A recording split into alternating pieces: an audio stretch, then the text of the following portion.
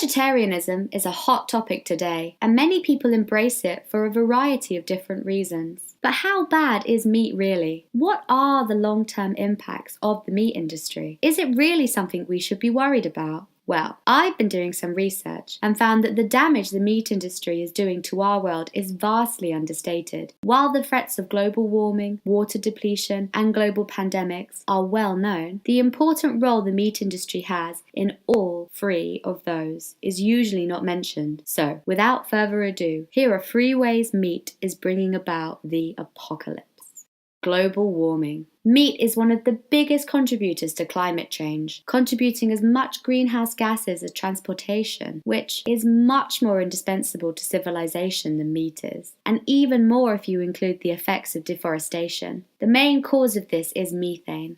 Cows, and to a lesser extent sheep, burp and fart methane, which is a greenhouse gas. Cow, sheep, pig, and chicken manure emits methane as well. This is fine when they are in small, dispersed groups, as they were throughout most of history. However, right now, there are 19 billion chickens, 1.3 billion cattle, a billion pigs, and about a billion sheep and goats in the world. Together, they create about 130 times as much manure as we do. This means they can make quite a dent in the atmosphere. When you eat meat, you're also eating all the feed it took to raise the animal to maturity and all the land it took to grow that feed. We are often told about how we lose 20 football fields of forest every minute. What we're not told is that most of this is from the meat industry. More than 44% of the United States of America's landmass is used for growing food, and about 80% of that land is used for meat or meat feed. Not only does meat production require a lot of land, it requires a lot of water, which brings us to our second point: water depletion. Water depletion is another apocalypse that we've all heard about. The water table is falling all around the world, and we're seeing varying degrees of drought in 5 continents. Lack of water destabilizes entire countries. In fact, some have argued that the Syrian civil war and the refugee crisis that followed was partly because of drought. This means we're going to see a lot more of this in the next few years if we don't start being more careful about our water use. Meat can increase your water footprint by almost a third. The average American vegetarian consumes about 1,750 gallons of water a day, while the average American meat eater consumes about 2,300, and a heavy meat eater can consume as much as 2,500. What's funny to me is that the EPA is still teaching children to turn off the taps while they brush their teeth. The EPA also estimates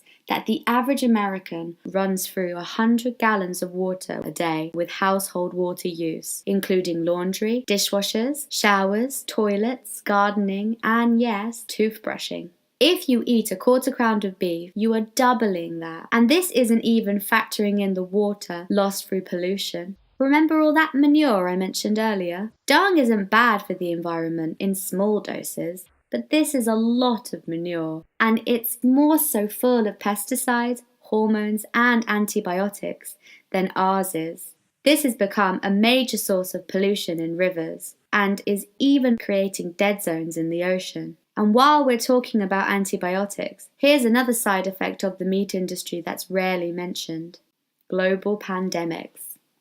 The crowded and unsanitary conditions industrially farmed animals are raised in is ideal for colonies of bacteria, protozoa, fungi, viruses, and parasites to thrive in. And with humans being constantly in contact with these animals and their corpses, it becomes increasingly likely that these microorganisms can cross over to infect humans in a process called zoonosis. When this happens, it can cause an epidemic, or worse, a pandemic. Zoonosis is responsible for most of the pandemics in human history. And while not all of these pandemics can be traced to farming and consuming meat, many of them can. E. coli, salmonella, tuberculosis, SARS, anthrax, ringworm, mad cow disease, swine flu, and avian flu have all been tracked back to the meat industry. To add a couple of maybes to this list, we also have Spanish flu, quite quite possibly the deadliest in human history, which is related to swine flu and avian flu, and is thought to have originated in the same way. Also, HIV, which probably came from hunting and eating meat, though, to be fair, definitely not from farming it. Not only does farming increase the likelihood of zoonosis, but it also creates another serious problem in the microscopic realm: antimicrobial resistant pathogens. Because epidemics are such a threat in these dirty, overcrowded environments, farmers have to routinely feed their animals antibiotics. These antibiotics are often mixed in with food and water and fed to perfectly healthy animals as a preventative measure. In fact, while humans consume about 3 million pounds of antibiotics a year, livestock consumes at least 17.8 million pounds. That is just the reported figure. The actual figure may be close to 27 million. Eventually, this leads to antibiotic-resistant bacteria, or superbugs. As a small percentage of surviving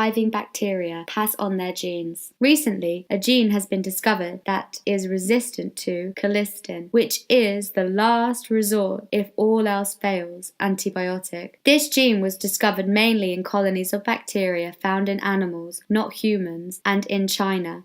China also happens to be one of the biggest users of colistin for agricultural and veterinary use. This is a very serious threat, as it is creating diseases that we have literally no chance of fighting off. Common surgeries, such as caesarean sections, may soon carry an unacceptable risk, and common diseases, like gonorrhea, may be untreatable. Currently, these superbugs are responsible for about 700,000 deaths a year. At current rates, they could be responsible for 10 million deaths a year by 2050, unless we change our approach to antibiotics. And what can you, the average Joe or Joanne, do about this? Just stop eating meat. I see a silver lining here, folks. Some problems, like ISIS or North Korea, are complex, multifaceted, and difficult to tackle. But in this case, we have an easy and simple solution. You can help save your children from water shortages, rising sea levels, and pandemics from the comfort of your dining room table. Just stop